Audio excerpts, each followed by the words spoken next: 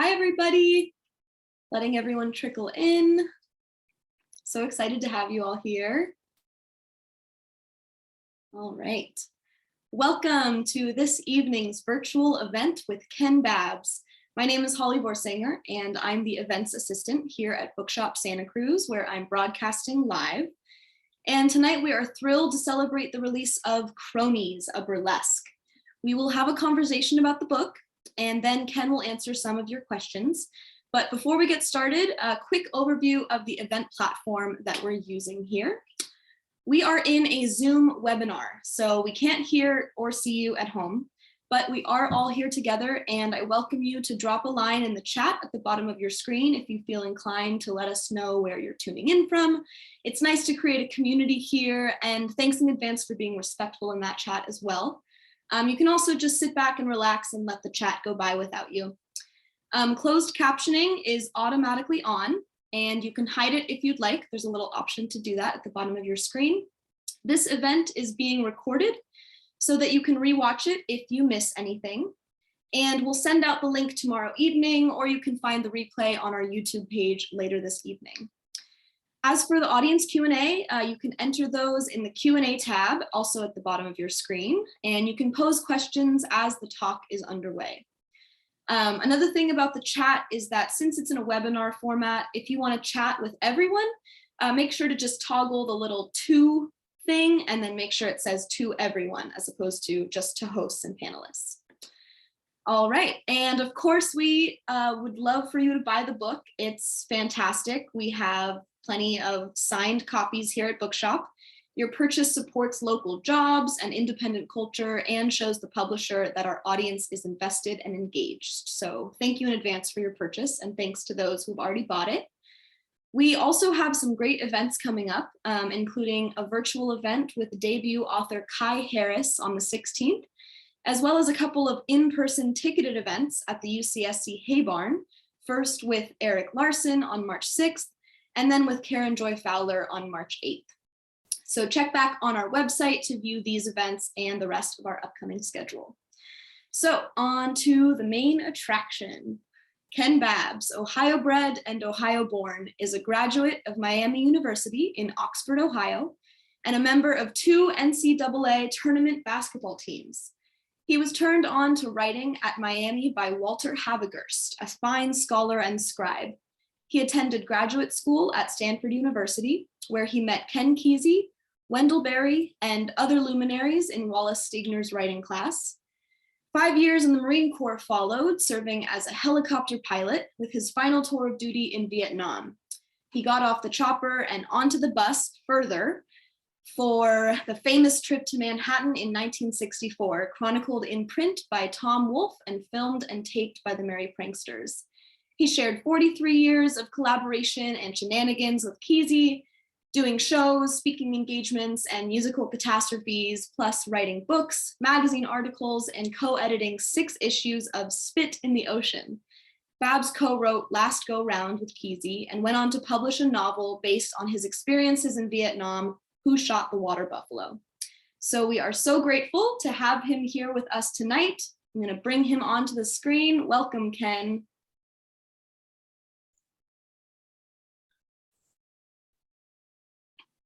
All right. Ken, can you turn on your video for us? I'm trying. There I am. Hello, Yay, Holly. there you are. Hello, everybody. I'm here at last. I'm so excited to have you here tonight. There's been so much excitement in the store around this book, and especially in Santa Cruz. So it's exciting to be able to sit down and talk with you about it. Well, thank you. Yes, Santa Cruz has always been a favorite place of mine. You know, I lived in SoCal for a while. Oh, yes. I actually would love to start with some of that history for everybody. For those of us who did not know this until recently, I just found this out. Before it was Bookshop Santa Cruz, it was the Hip Pocket bookstore. And that was pretty much owned by and operated in the whole Merry Prankster realm. And rumor has it that Neal Cassady worked behind the register. Can you talk about your experience with them and kind of what you know about that lineage and all of that? Yes, I can. Peter Demma, who was a friend of Ron Bevert, one of the original pranksters, wanted to do the bookstore, and they went in together on it. They were the hosts or the co-owners. And it was really a great place as a bookstore with all the books. And then behind there, it had all these rooms. They were funny rooms, but we used them a lot of times for editing movies in and just crashing in, and there's a place to sleep. And like you said, Neal Cassady worked there for a while. The bookstore was kind of a troublesome spot for the city fathers.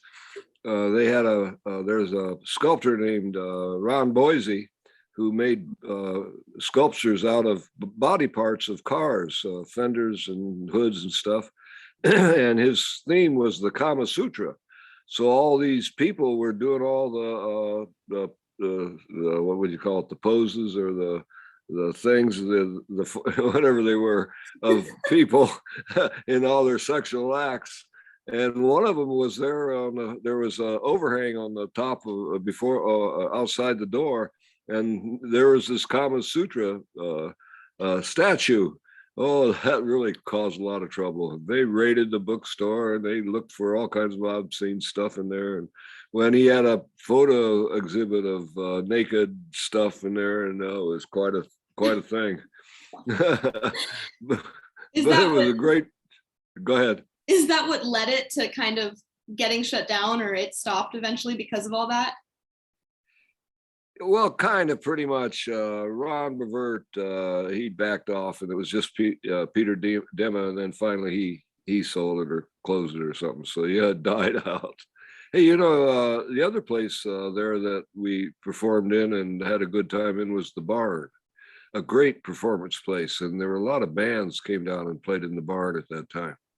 Oh wow, that's crazy. There's so much history here. Yeah. So I'm talking like in 1965, I think. Okay. 66, yeah right in there. So right around when I guess, because 66 is when we turned into Bookshop Santa Cruz. So yes, yeah, in there. And now we do not have naked sculptures in the front of Bookshop Santa Cruz. So that naked sculpture was taken down, and it was up in San Francisco. And as you came in on the freeway and turned this curve, and there on a big, huge building was a platform, and it was sitting there for everybody to drive by and see. Oh my God. That is wild. Yeah. Oh my God. All right. Well, thank you for that little glimpse of history for everybody. I wanted to ask you about, we know that you met Ken Kesey through the Wallace Stigner writing program at Stanford. Can you tell us about just that initial meeting with him and what got you to fall in line with him and all of that? Yeah, it was Wallace Stigner did a smart thing. He had a cocktail party on his the deck of his house for all the authors to meet before the class started. And I walked in, and the sun was coming in from behind me, and at the other end of the deck was a man standing there, very kind of self-assured, wasn't leaning on the rail or hands in his pockets or anything. So I walked up to him and shook his hand and introduced myself, and he says, "Oh yeah, Ken Babbs, I've heard about you." I said, "What?" He says, "Yeah, you were that guy that was up in San Francisco last week at the place when they were having Blabbermouth night, and you got up on the microphone and you started to rail on all the people there, all the people, denizens of Haight Street, and tell them they had to get out and get jobs and support the economy and keep this country running right and everything, and they threw you out of the building." I said, "Yeah, well, they didn't understand satire." And I said, "I've heard about you too." He says, "Oh, really? What?" I said, "That you've written a whole novel already called Zoo, and before the classes even started." He says, "Well, forget that." He says, "It's such a horrible thing." He says, "I'm never going to have it published or do anything with it." So oh no, but all of his stuff is in the University of Oregon Library in their collections room. And I think that novel is in there. So if somebody went in there and wanted to read it, they could. They let people go in and paw through his stuff and everything. He said a funny thing. He said, and I don't want it ever published either after I'm dead. He says, it's like Hemingway had stories and sketches that he wrote he didn't want published. But as soon as he died, his family published them all so they could make some more money. Oh my God. Oh my God, that's great. But anyway, we hit it off right away. You could tell we were of like mind. We were both athletes and liked that aspect of life, and we were sharp, and we liked literature, and had our bent really was toward the unexpected, to be making stuff up all the time and going off on imaginative things, the works of the imagination. We were really, that was really our bit. Totally. I guess I'm curious then, in terms of works of the imagination, obviously that was sometimes drug induced and sometimes not. Can you tell us a little bit about your first experience with acid, and then maybe your first with Ken Kesey as well? I guess just curious about that. Well, my first was through Ken Kesey. I was actually in the Marine Corps at the time and stationed in Southern California, and I'd fly the helicopter up to the Bay Area on weekends on a cross-country trip and go visit Kesey.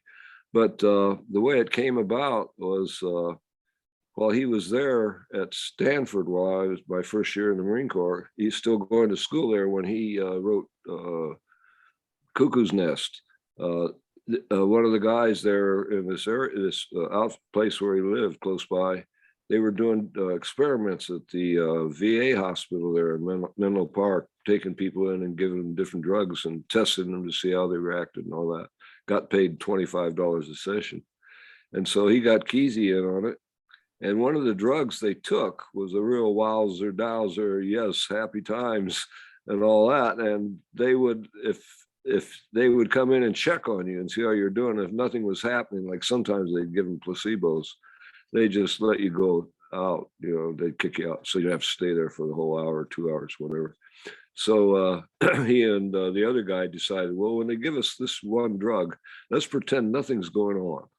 And, this isn't anything. And so they would get loose and they'd be out on the streets high. Well, so that was his first introduction to LSD.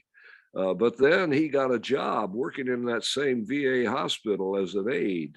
And he'd be in there at night and he'd be looking down at the day room where the patients would be wandering around doing stuff. And he happened to realize that this door in the place there went into this office, which was the office of the doctor that ran the drug experiments. So one night he got the key off the wall and he went and unlocked the door and went in there and snooped around. And in the desk, in the middle drawer, he opened it up and his eyes lit up and his hair stood out on end. And he reached in and took out a bottle of Sandoz 100% pure LSD tablets, 500 of them, and took them home. So my introduction to LSD came through one of those tablets one weekend at his house. Did he get found out for doing that? No, how would anybody know? I guess you're right. Yeah. Nobody had ever been in that room since the experiments stopped. Wow, that's awesome. I know, and that isn't it. That's synchronicity at its best. That's what the whole psychedelic revolution is all about. Is about these kind of things happening all the time and recognizing them and digging them for what they are.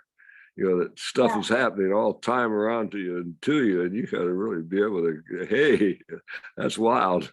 Where's it coming from? We don't know.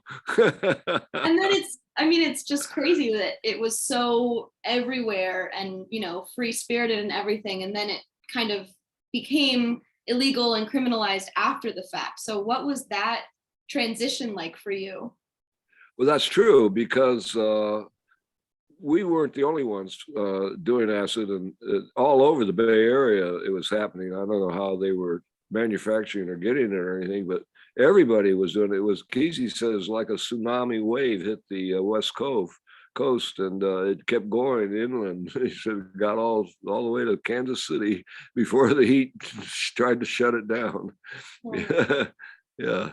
Yeah, they didn't like this. I mean, it was like the Beats.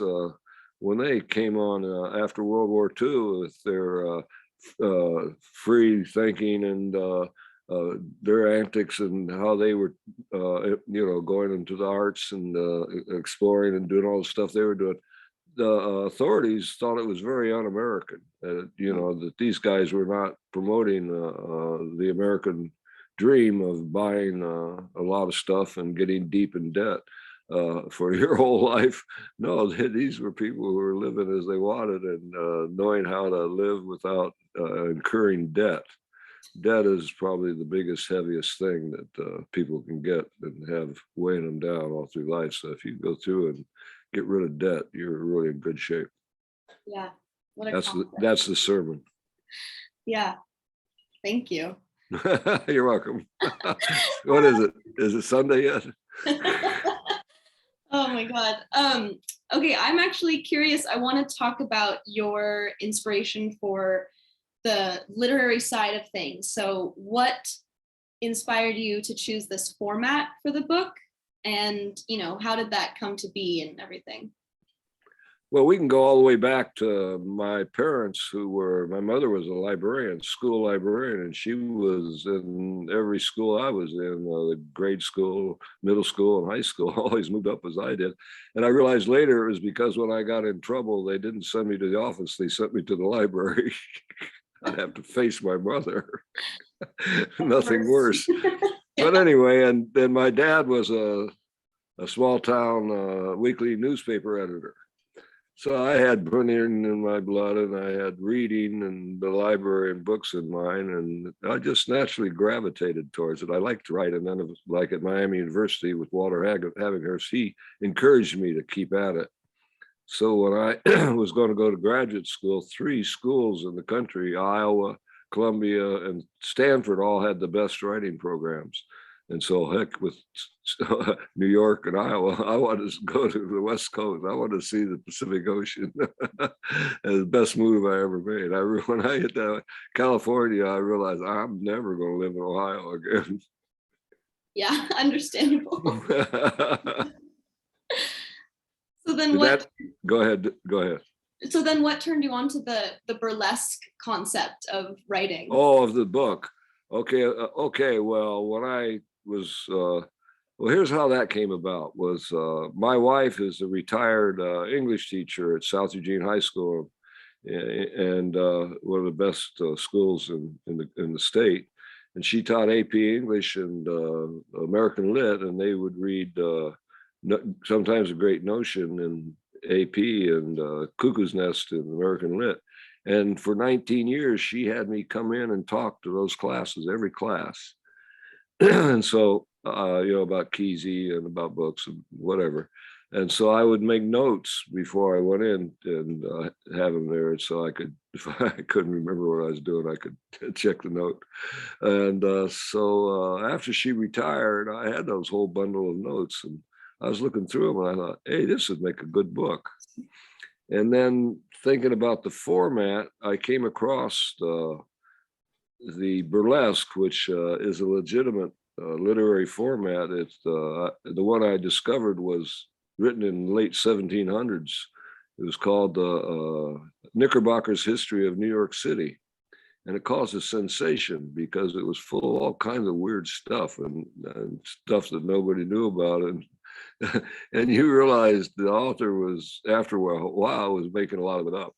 And so everybody wondered, who is this Knickerbocker? Well, they wanted to kill him. But it was real. He revealed himself. It was Washington Irving, the most popular writer of all time in New York City, with the stories up there of the upper New York, of the Headless Horseman and all that. So when I saw that, I said, oh, that's perfect for me.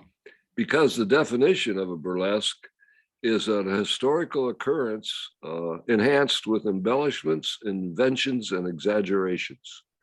So what the heck? I'm telling these stories, and I know how to tell a story and what a story needs, beginning, middle, and ending, and have it come together.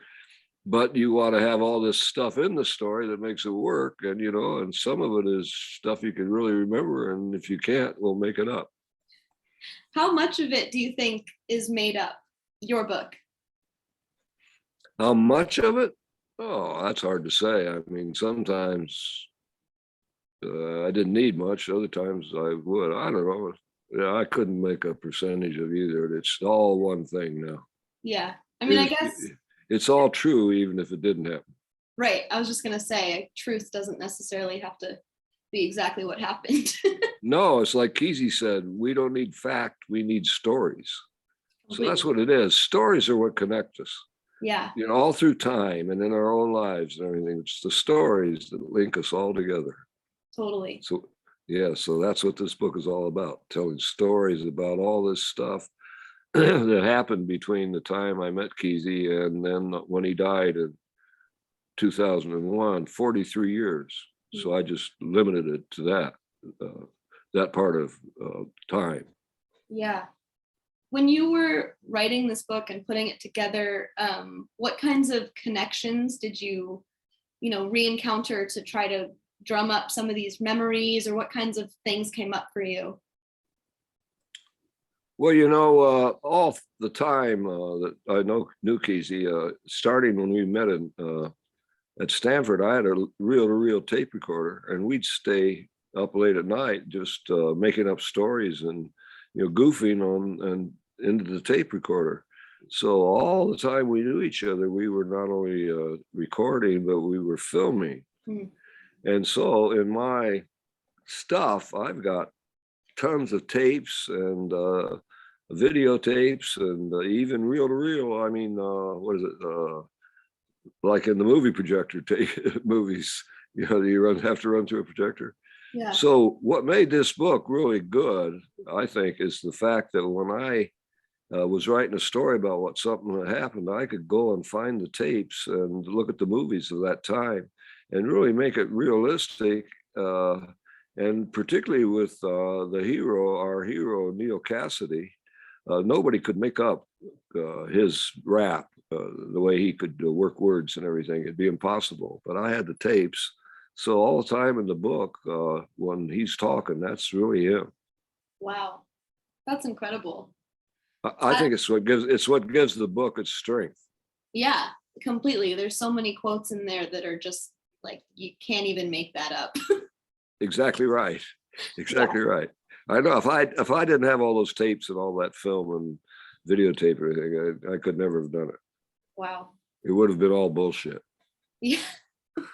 I mean, instead of 50%. Right.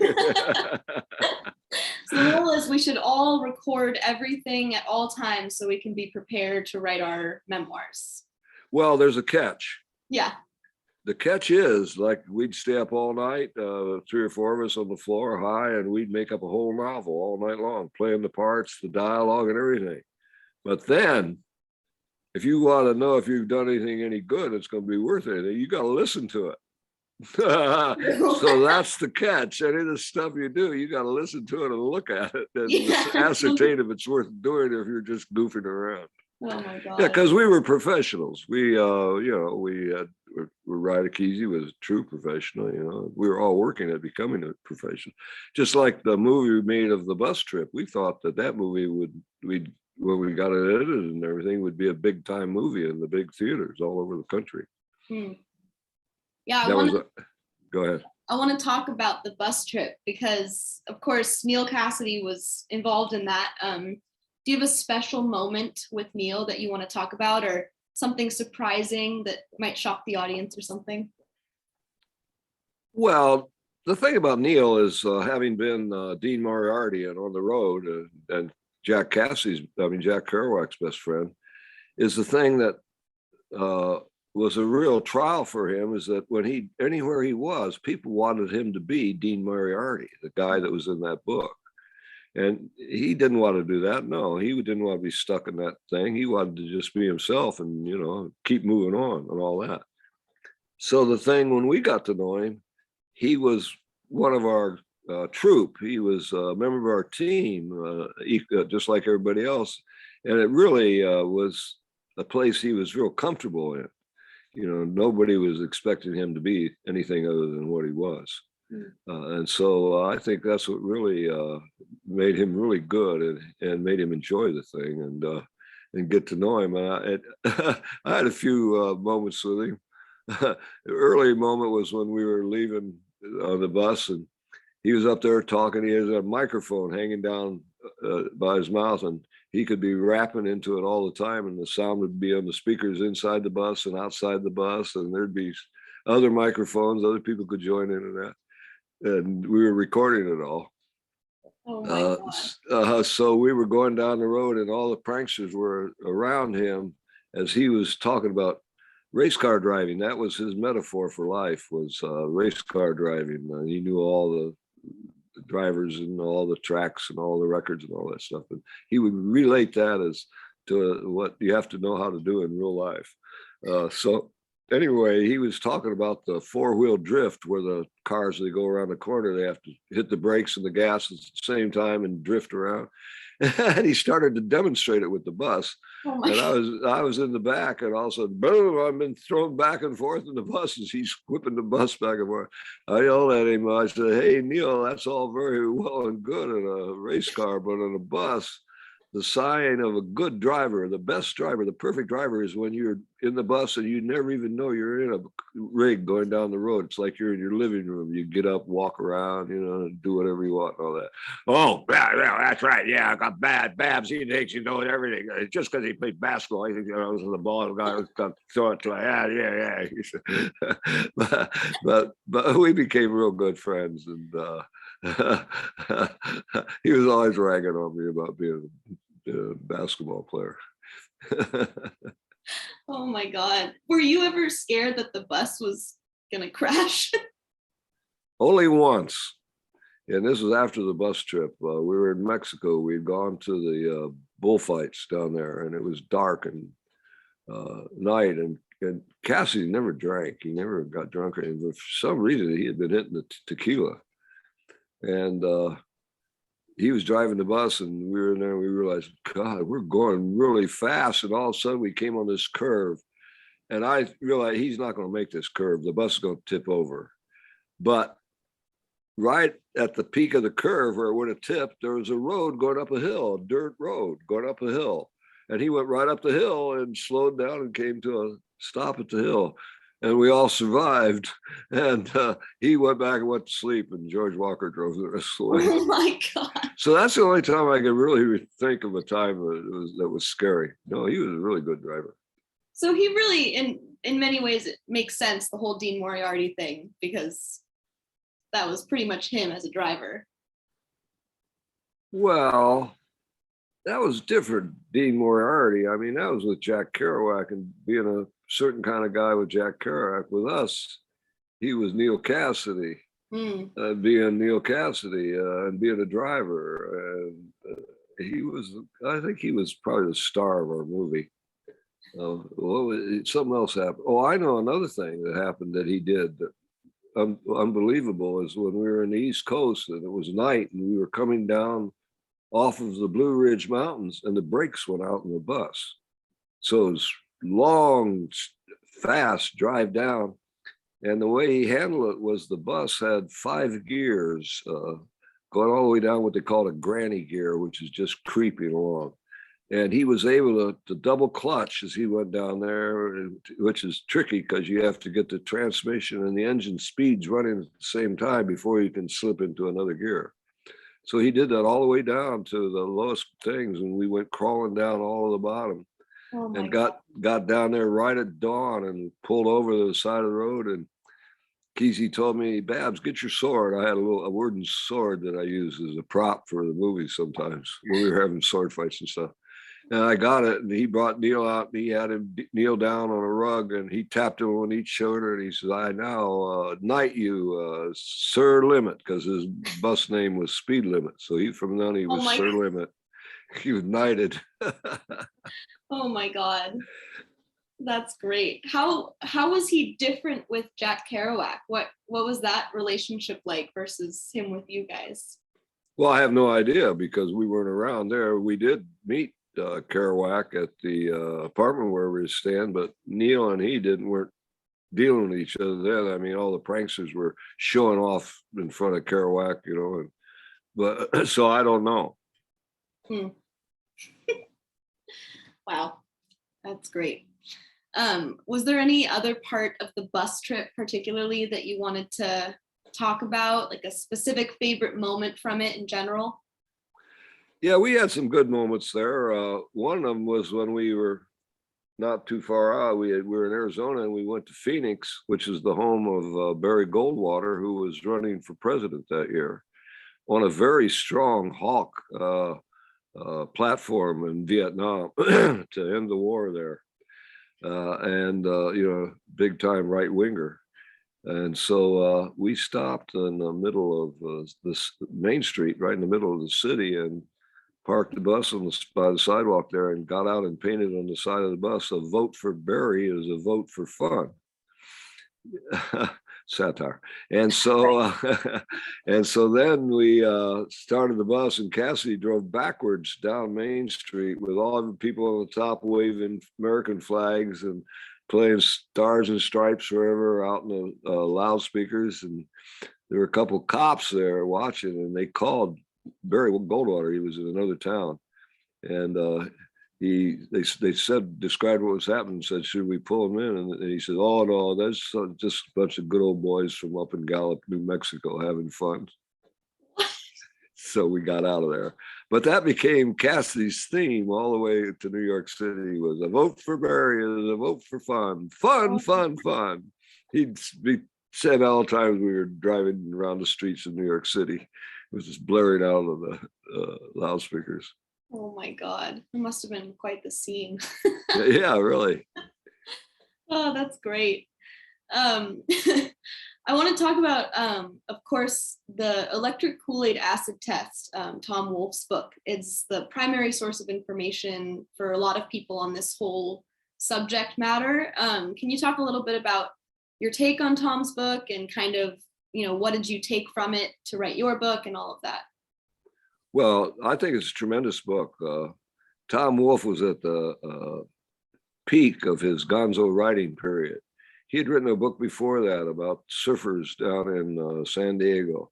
So I can't remember the title, but it's where he developed that, because he was just a regular writer, but the writing style, it's like Hunter Thompson's gonzo style that he used in the electric Kool-Aid acid test is what gives it its strength. And not only that, but he was at a lot of the places, and he had a photographic memory. He could come up with the descriptions and the conversations. And he talked to some of the people that are, I think, like one of the guys lived in New York City where he was. I think he talked to him too about stuff. But the book is really good. A lot of people put it down because it's not literary or anything, but you can't knock a book that has been in print every year since 1968. Yeah, that's pretty impressive. I know. Well, in 1968, when it came out, I happened to be in Columbus, Ohio, where I had relatives, and the Grateful Dead came there to play. So I went to the place to see them, and before the thing, I went backstage to talk to them, and they were irate. They said, "What's going on with that book? How come they're writing books about you guys?" I said, "Don't worry about it." I says, "You guys will be bigger than we'll ever be in the future." I know, but I got a kick out of that. No, I don't. People knock the book, but I don't ever knock it. It's its own thing, but it's who cares if it's accurate or not? Yeah. Great. I know. I'm like you say, everybody's read it. Yeah, for real. Even when I talked to my wife's class, I'd ask them how many have read that book. There's always lots of people who read that book in the classes, juniors and seniors. Yeah. I'd ask them who read On the Road, and not too many. Really? That's surprising. Yeah, I know. Well, they just didn't. It wasn't part of the curriculum, and it wasn't like Electric Kool-Aid acid is like a pop book, like a hit pop song or something like that, where everybody read it. Right. It was new at the time too when it came out. It's quite a sensation. Everybody who imagined all that was going on somewhere. Oh my God. You mentioned the Grateful Dead, and obviously that is a really interesting story of how you would play with them, and like the Merry Pranksters had their own band. What was that musical experience like, kind of playing alongside them or with them or all that? Well, it was good. I mean, they were very loose and agile and able to deal with anything. And like you said, the Merry Pranksters was an actual band. On the bus, we played clarinet and trombone, tuba, and flutes and drums and that. But after the bus trip, we went all electric with the guitars and the bass and the piano and the drums. And our music, what do we call it? We call it a form of non appreciated idiocy, something like that, of something about communication, a form of nonverbal communication. Right. Because what it meant to, we didn't know any songs or anything, but when we played, you had to listen all the time to everybody. And it was like conversations with in a different format. So that somebody would do something, another person would respond to it, and another person would respond to that, and then pretty soon everybody would get something going together, and then it'd fall apart. Whereas actual musicians play songs, we didn't know any songs, and they also play the same songs over and over again, and they also it's all written down, and they do that. Of course, the Grateful Dead, they were pretty loose in that respect. Somebody asked Garcia one time, "How often do you practice?" He says, "Oh, we never practice." Oh my God. But they would get together in their place and play all the time, and play the song. But they didn't call that practicing. But go ahead. Did you play with them ever? Oh yeah, lots of times.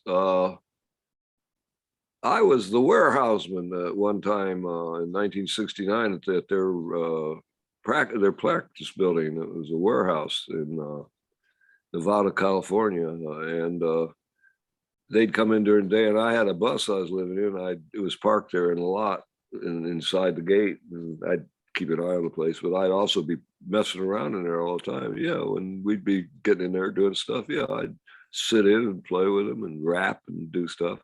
We were used to doing that, see, from doing the thing called the acid test, which after we came back from New York and we were editing the movie and people were pouring into Kesey's house on Saturdays and we'd show what we'd done, it got to be too much. So we started running the halls and the band started playing up. They even before they were the Warlocks, then they were the Warlocks, and then they were the Grateful Dead. And so once we were running halls, we'd have them set up at one end and we'd be set up at the other end of the hall with our stuff. And sometimes they'd play, sometimes we'd play, and sometimes we'd all play together. That's great. Yeah. Oh, I know. They were very agile and very adaptable, but we didn't try to interfere in their regular songs or anything like that. It was mostly just jamming and improvising. That's all we ever did. But they could do that too, just fine. Yeah, totally. Yeah, really. So it's always fun. Go ahead. Mentioned obviously the first acid test that happened in SoCal, right? In SoCal, yeah, at my house, which is called The Spread. Right. But it wasn't really an acid test. It was a party. Right. It was a Halloween party, right? I know. It was a Halloween party. And some guy wrote me today, how could it be a Halloween party when it was in November? I said, well, we just had a late party. But somebody unknown made a handwritten sign and stuck it in the window of the Hip Pocket bookstore saying, acid test at Ken Babbs' house at The Spread. And so through history, that has become, to a lot of people, the first acid test. Hey, I'll tell you what this is all about. We're talking about mythology here. Everything that happened back there is a myth. Just like back in the Greek times, of Ulysses and all those guys, how that's mythologized. Okay, so everybody that adds to the myth, no matter who cares about it, whether it's true or not, it's adding to the myth, and the myth grows and grows and grows. And so the myth of the 60s is growing, and it'll grow for probably maybe a couple thousand years. And by then, all the baloney and all the awful stuff and just the really great, good stuff is left up there. And then the Homer of that time will write the story of the 60s. And that's the one I want to read.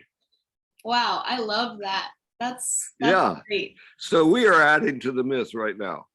Yeah, totally. I know if everybody that said they had been on the bus trip in 1964, that they'd been on the bus when we were going there, if I lined them up end to end, they'd make a line all the way from the Pacific Ocean to Chicago.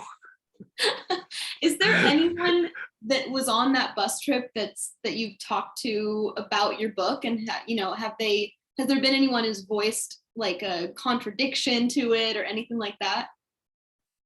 What do you mean talked about my book? How could they talk about the book? It wasn't written. You mean said stuff that was in the book? Is that what you're saying? I mean, like now, is there anyone that you've reconnected with about it? Oh yeah, everybody likes it a lot. Yeah. Oh yeah, they know what's going on. That's great. No, they get a kick out of it. Everybody likes it. Yeah. In fact, I've yet to get any kind of comments from anybody that doesn't like it. No, it's fantastic. It's just fun. Yeah, my Facebook pages are just full of great things people write about it. Oh, that's really astute, smart people, no literature. Yeah.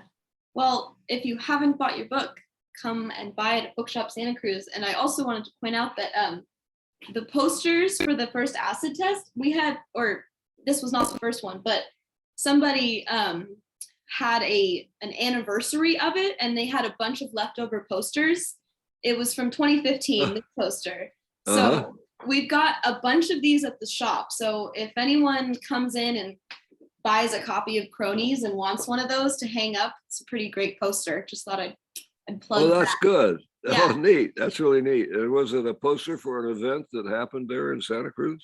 It was, it was Lee Cornstrom's book reading at Bookshop in 2015. Oh yeah, sure. I remember that. That was a good deal. Yeah, all of us were there. Oh, really? Oh yeah. We had a great time. Yeah. I remember that now. Yeah, I was at the bookshop. That's great. Well, we have posters from it. Oh, good. Yeah. Yeah, who's the town or the county guy that put that on?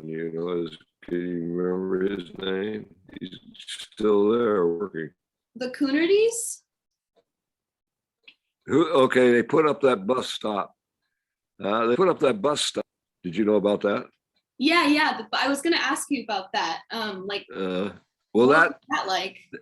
That came about as that scene there that you got the poster for. We were all here for that. Mm-hmm. And we had a big party at some bar or something.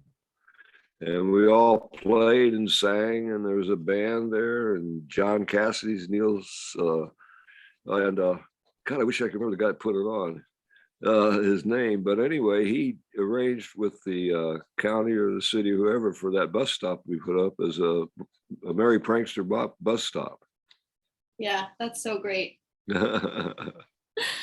All right, I think I've got to get to some audience Q&A. I didn't even realize it's already almost. Yes. Yeah, so, let's do it. Let's do it. Yeah. Let's start with a question from Eliza James. I have my mom's copy of Ken Kesey's Garage Sale. We got it in a bookstore in Redondo Beach in the 70s.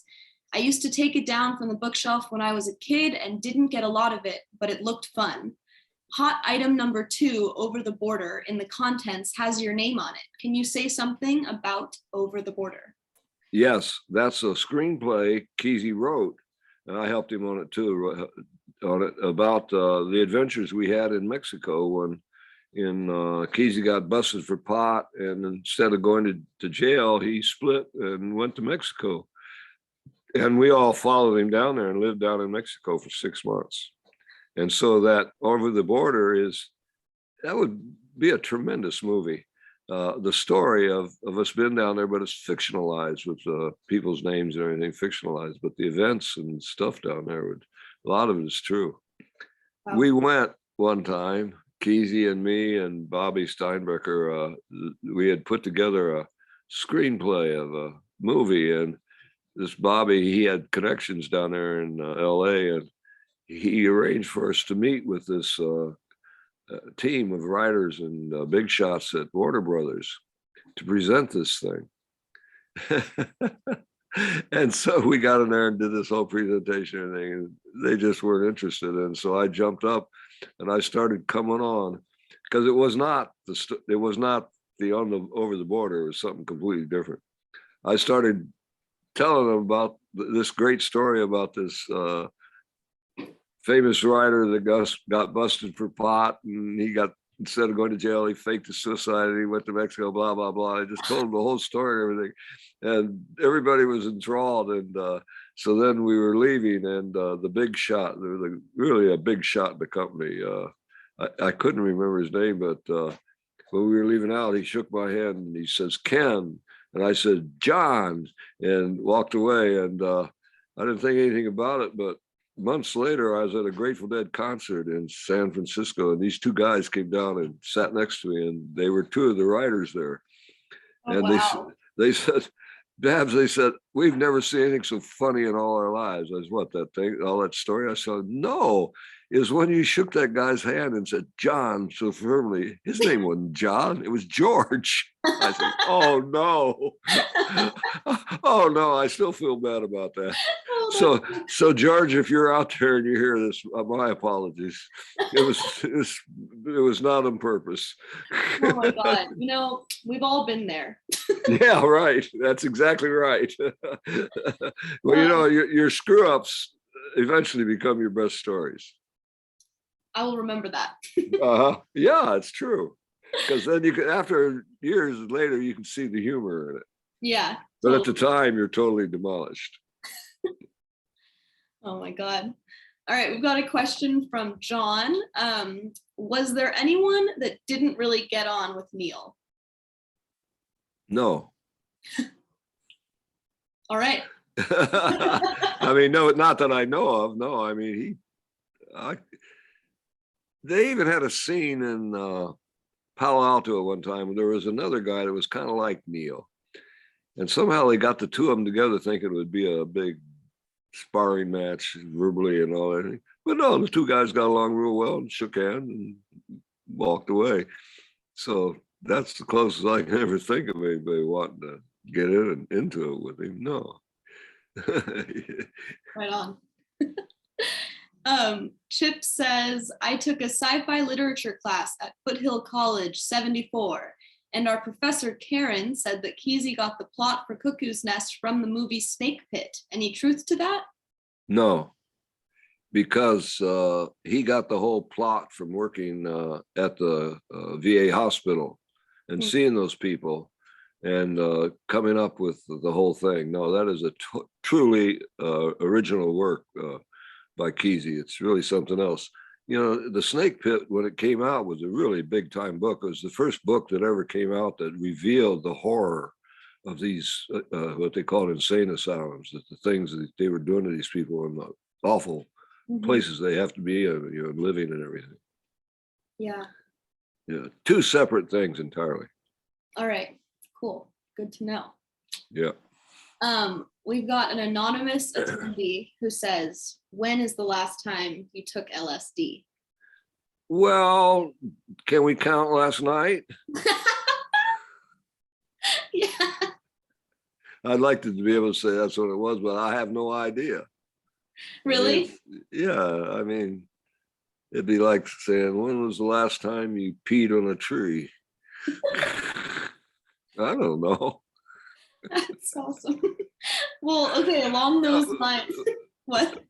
Well, LSD was a big part of my life, but it isn't anymore. I mean, LSD to me now is a commitment. If you want to take LSD, you got to commit yourself to a long period of time of being high and then coming down, and having to deal with all that stuff.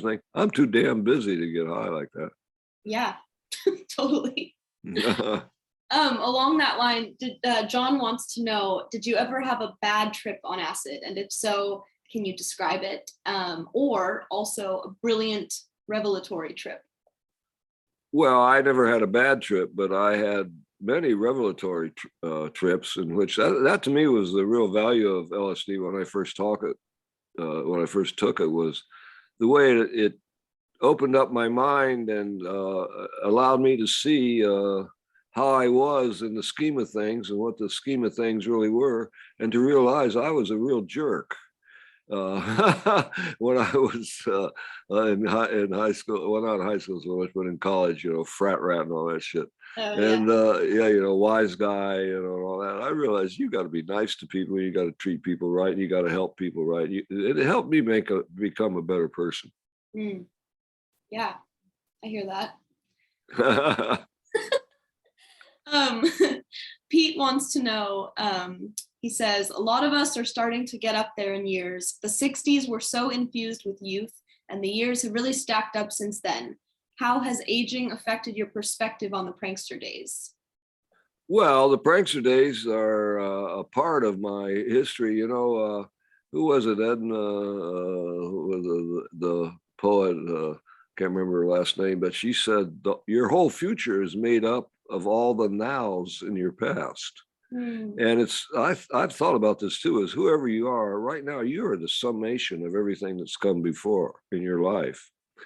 And so all the stuff, good and bad, help define you as you are now. And so now is the right word. Is that was a big part of the things we did as pranksters, was to be in what we called the now trip, was to be just right where you are right now and not thinking about anything in the future or the past or anything else. And it's hard to do unless you work at it. I mean, that's what transcendental meditation, all that stuff is to quiet the clamor in your brain. And so it becomes really a good thing to be able to do that. I mean, when you wake up in the middle of the night, you could think about everything you've thought about 600,000 times already, or you can shut the whole thing down. So you have to be able to do that. The brain or the mind or whatever it is not a dictator like it would like to be, but the whole body is democracy, and all the other organs and all the rest of us can shout down the guy that wants to be the dictator. Oh my God, I love that. I'm gonna write that down. That's great. Go for it. Yeah. Thank you. Chris wants to know, hey Ken, wondering what was your first experience with Wavy Gravy like? First experience with Wavy Gravy. Well, when we were in the bus and back in doing a acid test back in '66, he and his group, the hog farmers, had a real hog farm that they lived in up in the hills. And so that's where we went up there and parked the bus and met him, and with all his people in his commune. But after that, we'd see him a lot, all the time, do things together and all that. Yeah, we were really partners in a lot of things. In fact, when we were doing the acid tests in LA, the hog farmers joined up with us, and we were doing everything together. They were on the bus together. They had Tiny Tim with them too. Yeah, the guy that played the mandolin and sings "Tiptoe Through the Tulips." He was a great guy. Oh my God, there's such a huge cast of characters. It's crazy. Yeah. All right. Let's see. Ooh, this is interesting. Stephen wants to know, what do you think is the role and message of psychedelics for the modern world? Looking forward to reading your books. Thanks for sharing. Well, it's to open you up to the beauty of the world and to yourself, to be better to people, to be kind to people, and not look down on anybody who's unfortunate, like there's something wrong with them, or they're a bad person or anything like that. You got to really be able to be a human being. Yeah, totally. All right. Let's see. We've got any fun Jerry Garcia stories? Well, we were talking about one last night. He had a diabetic. He was diabetic, and he had a stroke. And he was coming out of the stroke, and he was down here in Oregon because Mountain Girl, his wife at the time, lived here. So she called us up, my wife and me, and said, "Can you do something with Jerry today? I won't be around." And we said, "Sure." So we went over and picked him up in my convertible, and we drove over the mountains to the other side of the mountains and back. And she said, "Now there's three things: he can't eat any red meat, he can't drink any alcohol, and he can't smoke any pot." So, you're like, what do we do? Well, as soon as we got in the car and headed out, we lit up a joint. And then we got over to Sisters, the town, went to the restaurant, had a big steak and some alcohol. Oh my God. And then drove back. Oh my God. Gotta love it. She's going to kill me when she hears this. Mountain Girl is. That's great.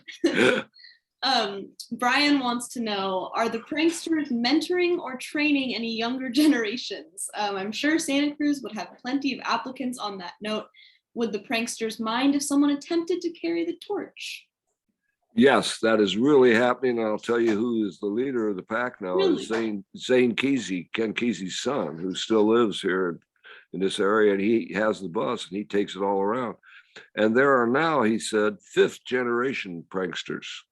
Wow. There's that many now, these little babies, and they are all over the place. He took the bus across the country. Everywhere he went, he found them, and they all had scenes out in the woods on Saturday nights with a stage, playing music, and everybody high and doing all the stuff you do when you're high, eating fire and standing in your head for an hour, and everything. Oh So, my and God. this is all happening right now, and nobody knows it, and that's just fine the way it is, because Wow. you know.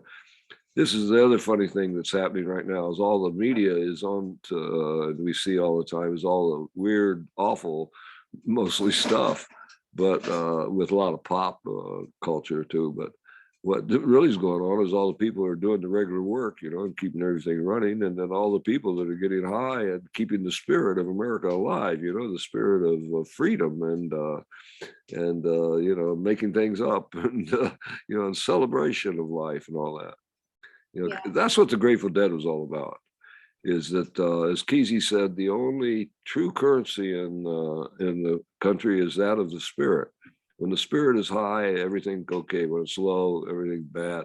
And so, like the Grateful Dead went out, with all those millions of people, that their spirits were soaring, and they'd take that out with them and pass it on to other people and everything. They were a very positive, still are, force in that respect.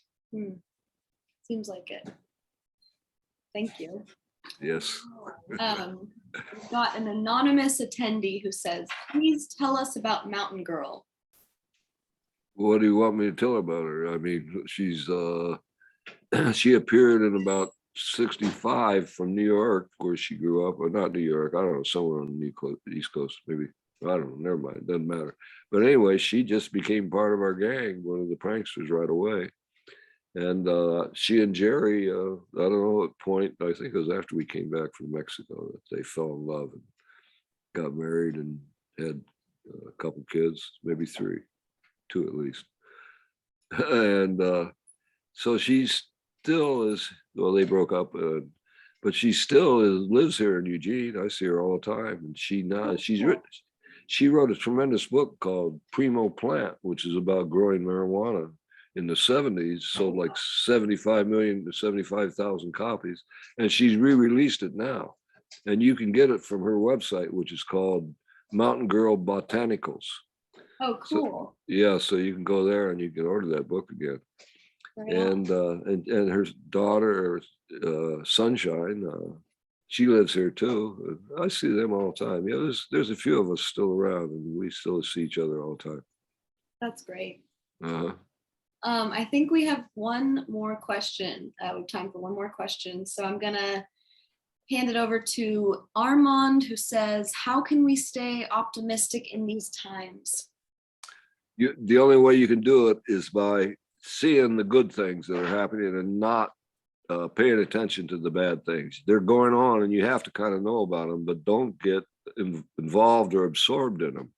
No, the work is to do the good stuff, to be kind to people and keep the earth from people destroying it, you know, and do all you can in a positive vein and stay positive by an effort. It takes an effort. I don't watch anything on TV much except sports and some stuff, but the news is always focused on really the bad things that are going on. It's like some kind of reality TV, but most people in their lives, it doesn't touch them personally. Mm-hmm. It's something that's happening to somebody else and somewhere else. And so that's fine. I mean, we don't like it. and I would feel bad about it. But in my own life, let's be happy. I mean, that's what it's all about. I mean, let's see, well, how does it go? We hold these truths to be self-evident, that we are all created by the equal and have these inalienable rights, life, liberty, and the pursuit of happiness. So the thing that you ought to keep in mind is the pursuit of happiness is very important. And so when you get called out by somebody for having a good time and they say, give me anything about it, why don't you stop? They say, hey, I'm just indulging in my inalienable right of the pursuit of happiness. So don't give me any shit. Yeah, everyone forgets about that one. Yeah. All right. Well, thank you so much, Ken. I think it's 7:01, we've got to call it, but this has been such a great time talking with you. And I hope everyone buys their copy of Cronies because it's great and it has all these stories and more in it. And also get your poster from the information desk. Thank you so much, Ken. Thank you everyone for coming. Thank you too. And I'll be there at your store in April. Perfect. All right. We'll see you then. Okay. All right. Thanks. Okay. Thank you.